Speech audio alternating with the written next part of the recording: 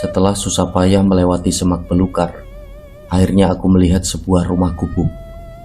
Bangunan itu sepertinya terbengkalai. Biliknya dirambati tanaman liar. Itu gubuk kecil yang entah semula dijadikan tempat apa. Di depan gubuk itu ada dua gundukan tanah seperti kuburan. Namun aku tidak bisa memastikan kalau gundukan itu memang kuburan manusia atau bukan. Pintu gubuk sudah tidak ada engselnya. Pak Jaro menggeser pintu itu lalu mempersilahkan kami masuk. Eldi dan Ricky masuk ke dalam gubuk.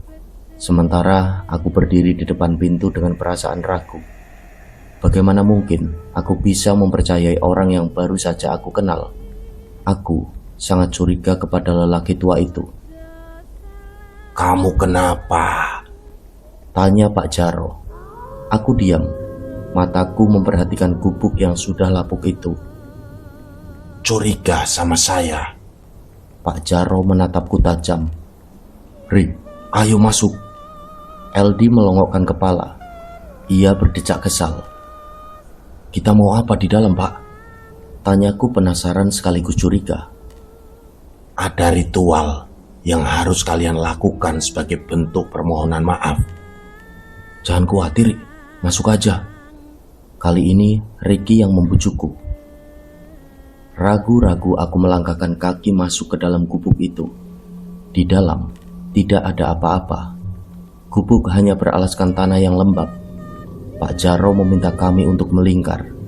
Ia kemudian memejamkan mata, menarik nafas dalam-dalam, lalu bergumam membacakan mantra yang entah apa. Aku tidak bisa mendengarnya dengan jelas. "Teman kalian itu kualat. Kalian juga akan kena imbasnya. Malam ini kalian harus menginap dulu di sini. Saya akan lakukan ritual di Curug Putri agar kalian semua selamat." Bagaimana dengan pacar saya, Pak?" Tanya Eldi dengan wajah khawatir. "Nanti setelah ritual, dia pasti kembali." Malam semakin larut. Pak Jaro dari tadi sore meninggalkan kami di gubuk ini. Kami semua menggelar tikar dan menyalakan lampu canting LED. Eldi dan Ricky tidur dengan pulas, sementara aku tidak sama sekali mengantuk. Pikiranku merayap kemana-mana. Aku tidak habis pikir, kenapa mereka berdua bisa tidur dengan nyenyak seperti itu. Padahal Mira masih belum jelas keberadaannya. Kalau sampai dia tidak ditemukan, apa yang harus aku katakan kepada omnya Mira? Beliau pasti marah atau bahkan membawaku ke pengadilan. Selang beberapa saat, aku mencium minyak wangi yang menguar memenuhi ruangan gubuk. Aku bangun sambil mengendus-enduskan hidung. Dari mana bau minyak ini berasal? Kuikuti sumber bau itu mengarah keluar gubuk. Kugeserkan pintu bilik. Di luar, seorang wanita berjaket biru. Ia mengenakan celana Levi's sedang duduk di atas gundukan tanah. Ia berpakaian layaknya seorang pendaki. "Hei, kamu siapa?" Tanyaku. Ia menoleh kepadaku. Wanita itu lalu bangun dari duduknya. "Pulanglah," katanya. Tatapannya tajam ke wajahku. Pulang? Aku pun mengerutkan dahi. Dari dalam gubuk, tiba-tiba terdengar suara gaduh. Segera aku masuk kembali. Aku sangat terkejut saat menyadari kalau LD tidak ada di tempat tidurnya. Kubangunkan Ricky. Masih dalam keadaan kantuk, ia mengenakan kembali kacamatanya. "Kenapa, Rick? LD kemana?" Aku panik. "Hah? Bukannya tadi di sini?" Ricky malah balik bertanya. Sayup-sayup aku mendengar suara arak-arakan dari kejauhan. "Rick, lu dengar itu?" Aku meruncingkan telinga. "Ayo Rick, cepetan." Ricky pun bangun. Ia menggulung tikarnya dan memasukkan ke dalam tas. Aku juga segera berkemas. Kami segera bergegas keluar. Dari kejauhan, terlihat rombongan orang membawa obor. Aku dan Ricky langsung mengikuti mereka. Kami menerobos semak belukar. Semakin dekat ke rombongan itu, semakin jelas kulihat ada LD di antara mereka. Ia berbaris sambil memegang obor. Entah akan kemana mereka menuju. LD, teriakku sambil terus mendekatinya. Saat berhasil mendekati rombongan itu, ku coba menarik lengan LD, tapi dia malah mendorongku dan terus berjalan mengikuti rombongan. Aku terjerembab ke semak-semak. Ricky membantuku untuk bangun. Aku hendak mengejar LD lagi, namun Ricky malah menahan lenganku. kenapa Rick? Dia sudah bukan LD. Lu ngomong apaan sih? Itu teman kita, Rick. Dia mau dibawa setan. Lebih baik kita pergi saja, Rick. Di sini bahaya. Lu ini gimana sih? Becus gak jadi pemandu? Aku kesal. Ku tepis genggaman tangannya. Rombongan semakin menjauh. Tanpa memperdulikan Ricky, ku kejar rombongan itu. Mereka berhenti di tepi jurang, kemudian duduk bersila di sana. Hanya LD yang berdiri. Ia melangkah perlahan ke tepian jurang. Dia, Li, jangan, Di. Tak sempat aku meraih tubuhnya, LD menjatuhkan dirinya sendiri ke dalam jurang tersebut. Nafasku terengah-engah. Kusorotkan senter ke dalam jurang untuk mencari tubuh LD. Tapi jurang itu terlalu dalam. Aku tidak dapat menemukan LD. Hei, ayo pergi. Ricky memanggilku dari jauh. Rombongan lelaki yang sedang duduk bersila di sekeliling menatapku dengan tatapan tajam. Mereka sepertinya marah kepadaku. Segera aku meninggalkan tempat itu. Kami melanjutkan perjalanan. Daerah ini sangat tidak aman bagi kami. Kalau kami menunggu Pak Jaro, aku yakin akan ada suatu hal buruk yang terjadi pada kami. Kita kemana, Rick? Aku sangat takut. Semua sangat kacau pada malam itu. Ke kawah. Ngapain ke sana? Aku pun berhenti melangkah. Kita harus cari si Mira. Tadi gua lihat LD terjun di jurang. Kita cari dia juga. Kalau emang udah mati, setidaknya kita harus temukan jasadnya. Begini, Rick. Di kawah pasti banyak orang. Nanti kita minta bantuan mereka. Aku diam. Ada benarnya juga apa yang dikatakan Ricky. Sudah 2 jam kami berjalan. Entah kenapa, aku merasa kalau kami semakin tersesat.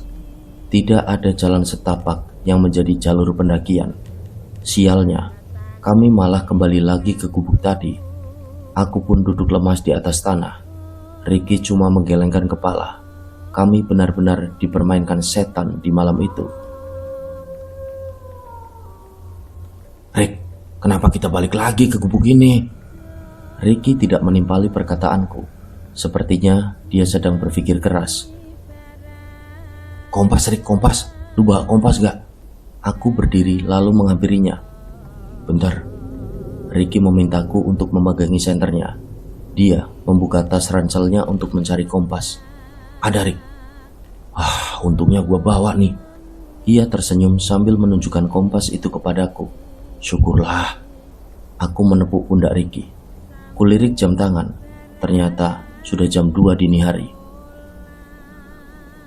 Dari balik semak-semak, ku dengar suara dengkuran babi hutan sedang mencari sesuatu. Aku dan Ricky harus selalu waspada karena babi hutan itu bisa saja menyerang kami. Kita ke arah mana, Rick, sekarang? Barat, kata Ricky sambil menyesuaikan arah jarum kompasnya.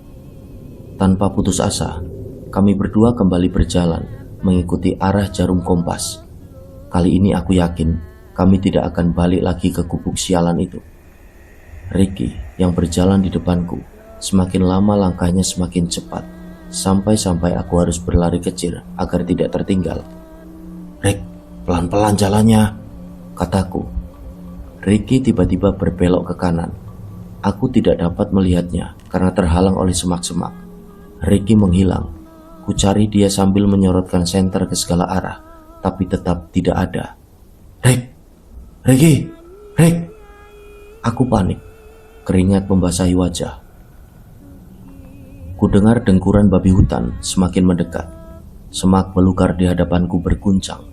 Sontak saja aku lari terbirit-birit tanpa arah dan tujuan. Semuanya jadi kacau. Aku semakin tersesat di gunung ini. Lelah, itu yang kurasakan. Kakiku rasanya tidak sanggup lagi untuk berlari.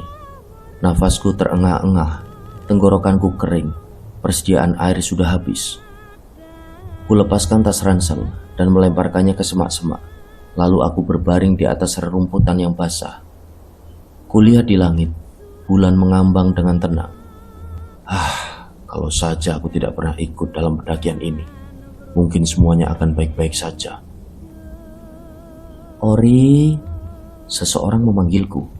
Itu jelas suara Mira, entah dari mana arahnya. Mira. Kusorotkan cahaya senter ke segala arah. Ori, sini. Sebuah tangan perempuan muncul dari balik semak-semak. Di pergelangan tangannya ada jam berwarna biru. Aku sangat mengenali jam tangan itu milik Mira. Mira.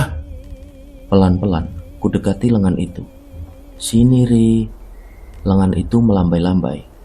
Ku dekati lengan itu, bajuku ditarik paksa ke dalam semak-semak. Jelas saja, aku kehilangan keseimbangan. Untung saja, Mira menahan tubuhku. Ia membawaku ke sebuah perkampungan. Aku heran, kenapa di gunung seperti ini ada perkampungan yang sangat ramai. Wajah Mira terlihat sangat bahagia. Ia bahkan tidak berhenti tersenyum. Mir, kita di mana? Kampung itu sedang ramai. Orang-orang nampak sibuk mempersiapkan sesuatu. Janur dipasang di depan sebuah rumah gubuk.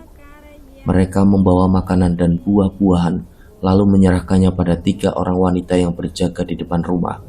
Mereka seperti akan menggelar suatu hajatan. Ri, gua mau nikah. Hah? Nikah? Jelas saja aku terkejut. Iya, malam ini. Mira menatapku sambil tersenyum. Ayo Ri, gua kenalin sama calon suami gua. Dia ganteng banget. Mira menarik lenganku. Enggak, Mir, kita harus pulang. Sadar, Mir, ini pasti bukan alam kita. Aku membujuknya, tapi Mira sepertinya tidak peduli pada ucapanku. Dia membawaku ke rumah gubuk, tempat hajatan akan digelar. Aku dan Mira masuk melalui pintu dapur. Di dalam sana banyak sekali wanita tua yang sedang sibuk memasak. Mereka menoleh ke arahku sambil tersenyum ramah. Mira kemudian membawaku ke dalam kamar. Ruangannya temaram karena hanya ada lampu canting yang menjadi penarang. Kenalin Ri, itu calon suami gua. Aku terkejut saat melihat sosok makhluk besar sedang duduk memandangi lampu canting. Sosok itu berbulu hitam, matanya merah menyala, kukunya panjang dan juga giginya bertaring. Astaga, Mir, ayo pulang. Kutarik paksa lengan Mira. Itu jelas genderuwo. Mira mau menikah dengan genderuwo. Apa-apaan ini? Sekuat tenaga kutarik paksa Mira keluar dari rumah gubuk itu. Namun, tidak semudah itu keluar dari kampung. Nyatanya di halaman rumah sudah berdiri 5 lelaki berbadan besar. Mereka menatapku dengan tatapan tajam. Mereka semua membawa golok. Apa yang harus aku lakukan sekarang? Tolong, biarkan kami pergi dari sini. Aku terbata-bata. Mira menggibaskan lengannya dari genggamanku. Pergi? Rumah gua sekarang di sini, Ri. Aku tahu dia sedang dipengaruhi jin. Sadar, Mir, sadar. Ia malah tertawa, lalu menepuk pundakku. Gua bahagia di sini, Ri. Kalau lu mau pulang, ya lu pulang sendiri aja. 5 lelaki berbadan besar mendekati Mira. Mereka menuntunnya masuk kembali ke dalam rumah gubuk tadi. Dari belakangku terdengar suara gamelan dan beduk ditabuh bertalu-talu. Pesta pernikahan dimulai. Orang-orang berkumpul di depan rumah gubuk. Mira muncul dari rumah tersebut. Ia sudah didandani layaknya pengantin. Wajahnya penuh bedak, rambutnya dikondi. Ia juga mengenakan kebaya batik. Kulihat dia tidak mengenakan alas kaki. Di belakang Mira menyusul sosok genderuwo mengerikan. Ia diiringi 5 orang lelaki tadi. Mira kemudian menggandeng lengan genderuwo itu. Rombongan itu berjalan sambil menyanyikan tembang yang tidak jelas. Aku bahkan tidak pernah mendengar tembang itu sebelumnya. Kuikuti rombongan itu dari belakang. Mira bergandengan dengan genderuwo. Ia terlihat sangat bahagia. Langkahnya anggun dan selalu tersenyum. Berbeda dengan genderuwo yang digandeng Mira, makhluk itu sangat menjijikan. Ia terus mengeluarkan air liur yang membasahi bulu-bulu hitamnya. Tidak lama kemudian, rombongan berhenti di Curug Putri. Semua orang duduk bersila kecuali Mira dan genderuwo. Aku bersembunyi di balik batang pohon, menyaksikan resepsi pernikahan gaib itu. Sangat berbahaya kalau aku mengacaukannya. Bisa-bisa aku mati dibunuh mereka. Entah ritual pernikahan macam apa itu, tanpa ada penghulu atau pendeta yang menikahkan mereka. Aku mual saat Mira berciuman dengan genderuwo yang mulutnya penuh dengan air liur. Setelah itu, Mira menatap ke arahku. Kedua matanya merah menyala. Aku segera kabur dari sana. Aku harus segera pulang, mencari bantuan untuk menyelamatkan Mira. Dari Curug Putri, kususuri jalan setapak yang merupakan satu-satunya jalur pulang. Kupercepat langkah. Sesekali kakiku tergelincir karena menginjak bebatuan licin berlumut. Lalu cahaya senterku menyinari sosok lelaki yang sedang duduk di tengah jalan. Semakin dekat, semakin jelas terlihat kalau itu adalah Ricky. Aku menghembuskan nafas lega. Dia terlihat sedang sibuk membetulkan sesuatu. Rick, kemana aja lu? Ninggalin gua sendirian. Rick, gua cari-cari dari tadi. Ricky menoleh ke arahku. Gawat Rick, si Mira nikah sama genderuwo. Kita harus cari bantuan buat nolong dia. Ricky malah tertawa. Ada-ada aja lu, masa nikah sama genderuwo? Ia kembali membetulkan kompasnya yang tampaknya sedang rusak. Serius Rick, gua lihat sendiri. Lebih baik kita pergi dari sini sekarang. Nanti di kampung kita cari orang pintar buat bantu Mira. Ya, kita pulang sekarang. Ricky bangkit dan meraih kembali senternya. Jangan terburu-buru Rick, ntar kita kepisah lagi, kataku. Kali ini aku yang jalan paling depan, sementara Ricky di belakangku. Semakin lama, aku merasa ada yang aneh dengan Ricky. Dia sering sekali meludah, lalu tiba-tiba tertawa tanpa sebab, dan suka meracau sendiri. Itu bukan seperti Ricky yang kukenal. Ricky, lu jalan di depan deh, pintaku. Sengaja aku menyuruhnya jalan paling depan, agar bisa memperhatikan lebih jelas lagi tingkah anehnya. Oh, siap Ri, katanya sambil agak tertawa. Dari belakang ku perhatikan Ricky. Dia lagi-lagi meludah dan tertawa tanpa sebab. Rick, lu kenapa sih? Hah? Gua baik-baik aja kok, katanya sambil tertawa lagi. Ku coba untuk tenang dan tetap mempercayai Ricky, namun aku tetap waspada. Sialnya, 3 hari sudah kami menyusuri jalan setapak itu, tapi tak kunjung sampai ke perkampungan warga. Aku malah merasa semakin tersesat di gunung ini. Persediaan makanan sudah habis. Wajahku pucat berantakan.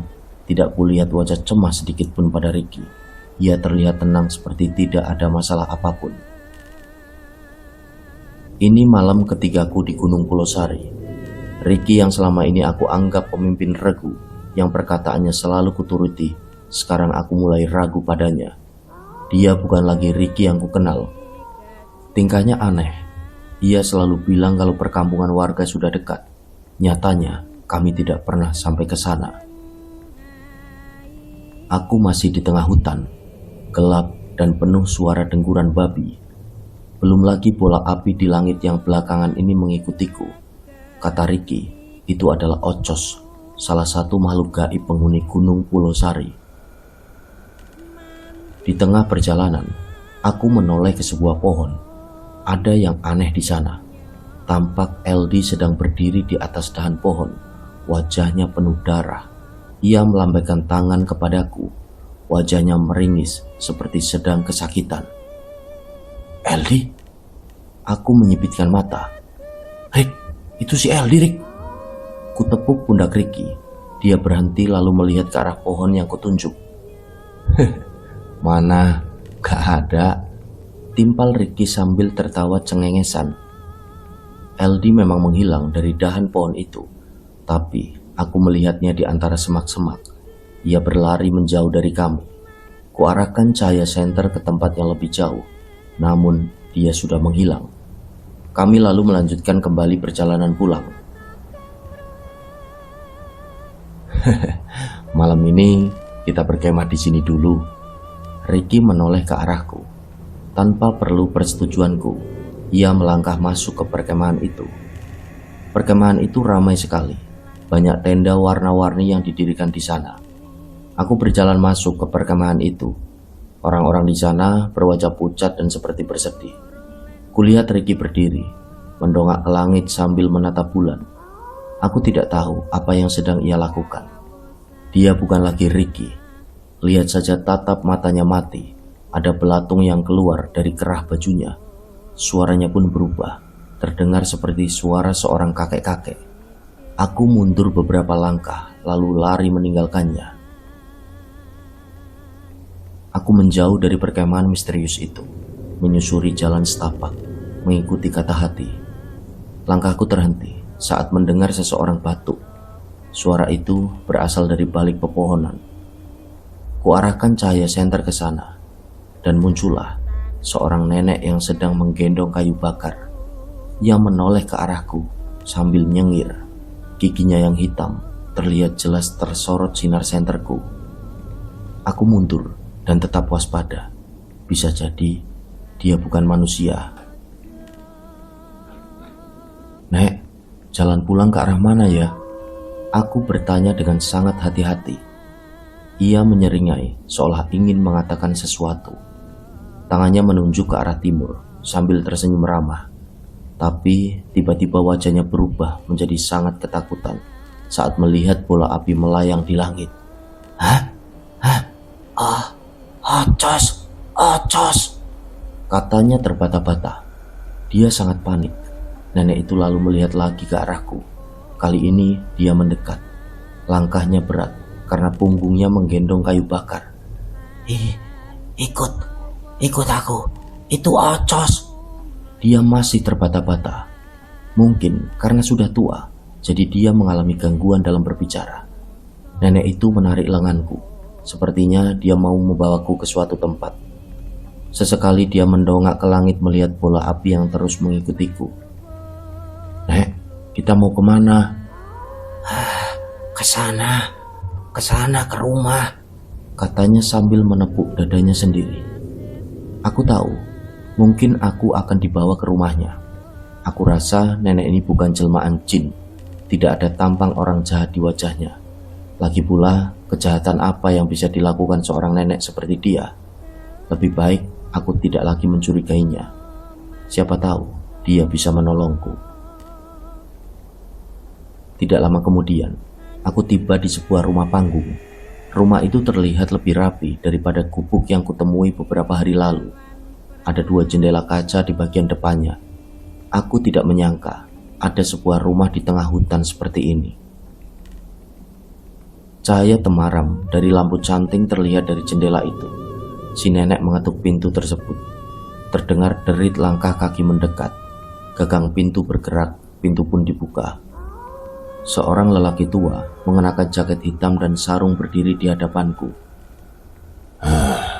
Siapa ini? Tanya kakek itu sambil menunjuk ke wajahku. Orang nyasar, kata si nenek. Ngapain bawa orang nyasar ke sini, Sapina? Kakek itu terlihat kesal. Si nenek menunjuk ke langit. Ocos, ada Ocos. Si kakek mendongak ke langit. Sontak saja dia terkejut saat melihat bola api mengambang di atas sana. Ayo cepat masuk, pinta si kakek. Aku dan nenek buru-buru masuk ke dalam rumah. Kayu bakar diletakkan begitu saja di halaman rumah. Pintu dikunci rapat, tirai jendela ditutup. Aku dibawa masuk ke dalam kamar si kakek. Kamar itu bau tembakau kering. Mungkin si kakek menyimpan tembakau di kamarnya. Ada pula lampu canting yang digantungkan di dinding bilik. Namaku Abah Sarta Dan ini istriku Sapina. Apa yang terjadi sampai kamu bisa diikuti Ocos, ha? Namaku Ori, Bah. Awalnya aku dan 3 orang temanku mau berkemah di kawah gunung. Tapi di perjalanan, satu persatu temanku hilang. Mereka semua digondol jin. Abah Sarta menggelengkan kepala. Apa kesalahan kalian? Bah, teman saya mengotori Curug Putri dengan darah menstruasinya, kataku. Abah Sarta terlihat sangat terkejut mendengar penjelasanku. Gawat, itu gawat. Kamu tahu, sudah berpuluh-puluh tahun Pulau Sari aman dan tidak ada korban jiwa satupun. Gara-gara temanmu, bisa jadi para pendaki lain juga ikut celaka. Abah Sarta nampak marah, urat lehernya sampai menonjol. Lalu apa yang harus aku lakukan, Bah? Sulit, ini sulit. Ia menoleh pada si nenek. Antar aku pulang saja, Bah. Tolong aku, Bah. Kamu tidak bisa pulang, katanya sambil menatapku dengan tatapan cemas. Kenapa, Bah? Karena kamu sudah menjadi milik mereka. Mereka? Aku mengerutkan dahi. Ya, para jin penghuni gunung ini. Perkataan Abah Sarta membuatku sangat terkejut. Tapi, kata Pak Jaro, aku dan teman-temanku masih bisa diselamatkan. Dia bohong. Tidak ada yang bisa selamat dari kualat Gunung Pulau Sari. Dia pasti sengaja menyerahkan kalian pada jin di gunung ini agar pendaki yang lain bisa selamat. Itu kesalahan kalian dan kalian yang harus tanggung sendiri akibatnya, tambah Abah Sarta. Aku tertunduk lesu. Jujur, aku tidak mau mati di gunung ini. Tanpa kusadari, air mataku menetes. Aku menangis karena takut. Masih banyak hal yang ingin aku lakukan, dan aku tidak mau mati konyol seperti ini. Sudah, jangan menangis. Abah Sarta menepuk pundakku. Tolong, Bah. Tolong antarkan aku pulang, Bah. Aku mohon. Dari jendela kamar, muncul bayangan bola api melintas. Dia benar-benar mengincarku. Abah Sarta dan istrinya terkejut. Mereka bergidik ngeri saat menyaksikan bola api itu melintas di jendela kamar mereka. Kau harus pergi dari sini sekarang. Abah Sarta mengusirku. Jangan. Si nenek memegang pundakku. Dia sepertinya akan membelaku. Nginep di sini ya, nginep di sini. Dia mengelus-ngelus rambutku. Bahaya, Sapina. Kita bisa mati dibunuh Ocos. Abah Sarta membentak. Dia membuka pintu kamar. Dia lalu menyuruhku pergi dari rumahnya. Aku tetap tidak beranjak, sebab aku tahu di luar sana lebih berbahaya. Bah, boleh, Bah, aku menginap dulu di sini, Bah. Tolong, Bah. Aku merapatkan kedua telapak tangan, memohon padanya. Abah Sarta tampaknya luluh. Dia menghembuskan nafas berat. 1 malam saja. Besok pagi kamu harus pergi dari sini. Akhirnya, Abah Sarta berbaik hati mengizinkanku menginap di rumahnya. Dia menunjukkan sebuah kamar untukku. Ada kasur kapuk dan bantal di dalam kamar itu, juga lemari kayu yang terlihat sudah usang. Aku menutup pintu kamar. Kulepas tas ranselku lalu membaringkan diri di atas kasur. Cahaya lampu canting temara menyinari kamar, membuatku cepat mengantuk. Di luar, bola api itu pasti masih menungguku. Aku tidak tahu apa yang akan terjadi padaku besok. Apakah aku akan tetap hidup atau mati seperti LD, atau dibawa jin seperti Mira, atau malah berubah menjadi aneh seperti Ricky. Aku mungkin akan hilang selamanya di gunung ini. Malam semakin jatuh. Tengah malam aku terbangun. Banyak sekali nyamuk yang mengganggu tidurku. Kudengar suara Abah Sarta seperti sedang berbicara dengan seseorang di ruang tengah. Jelas sekali kalau lawan bicaranya itu bukanlah istrinya. Itu terdengar seperti suara perempuan yang masih muda. Karena penasaran, pelan-pelan aku mengintipnya dari celah lubang dinding bilik. Tampak Abah Sarta sedang berbicara dengan seorang wanita cantik.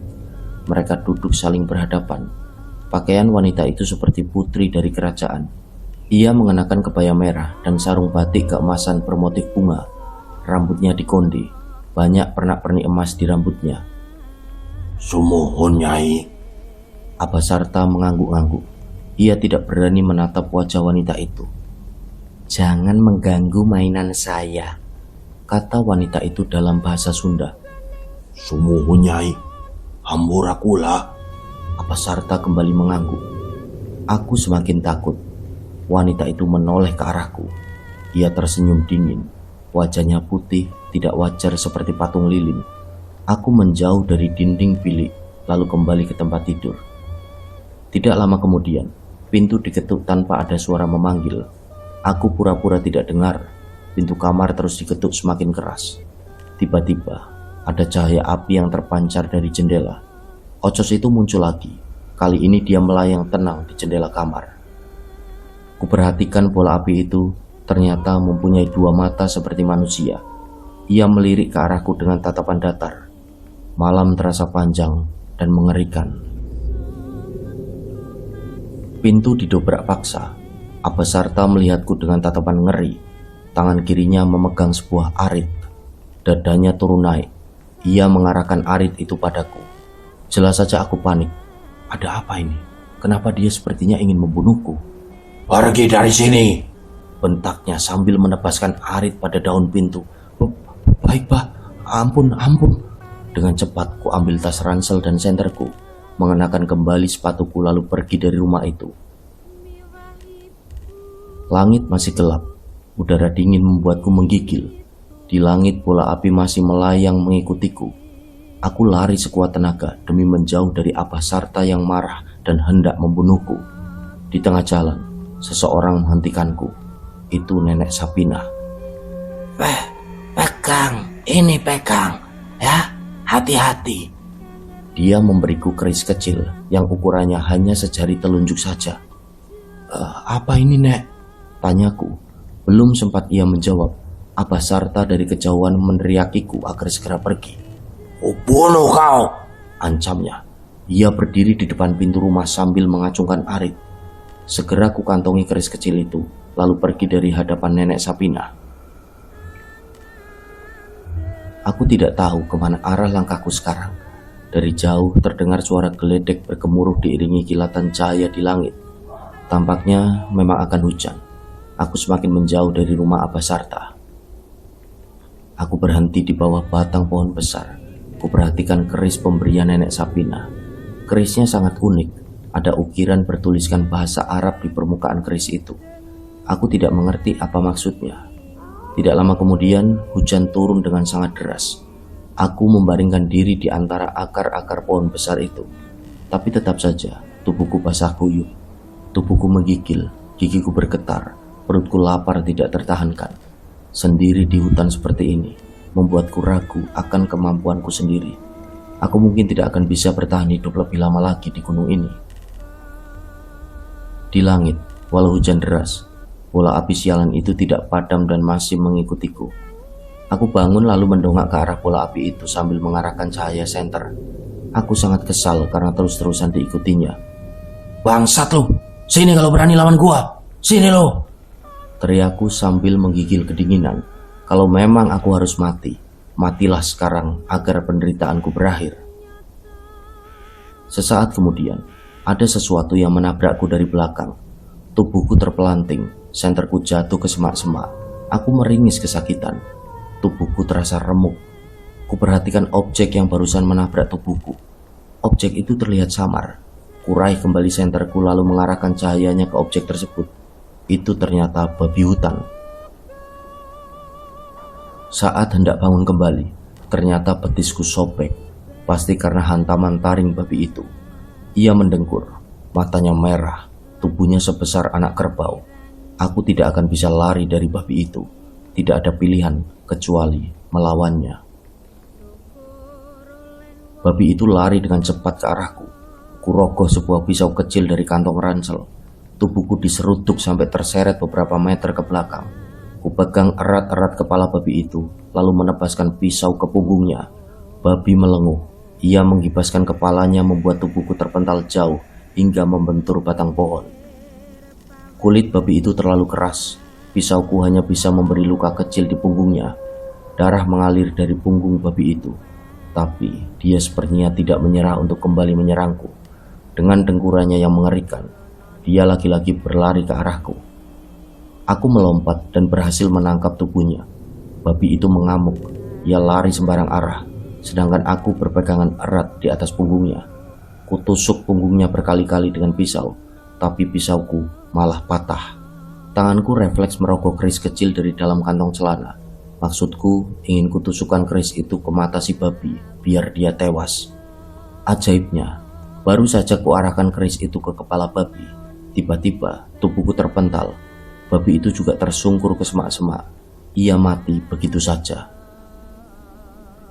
Di antara derasnya tetesan hujan, ada seorang wanita berpakaian seperti putri kerajaan berdiri di depan pohon besar. Aku masih ingat wajahnya. Dia wanita yang berbicara dengan Abah Sarta. Apa maumu? Bangsat, keluarkan aku dari gunung ini. Dengan sisa tenaga yang ada, aku lari ke arah wanita itu, mencoba untuk menyerangnya dengan keris kecil. Yang terjadi selanjutnya benar-benar di luar perkiraanku. Seharusnya aku tidak menyerang wanita itu.